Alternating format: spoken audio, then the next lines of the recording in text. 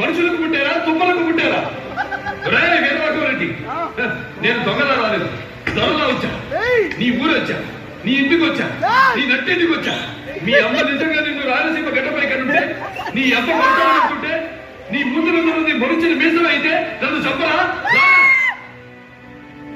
నా పేరులోనే సింహం ఉందిరా, దాన్ని రక్తపంచలతో నిద్రలేపారు.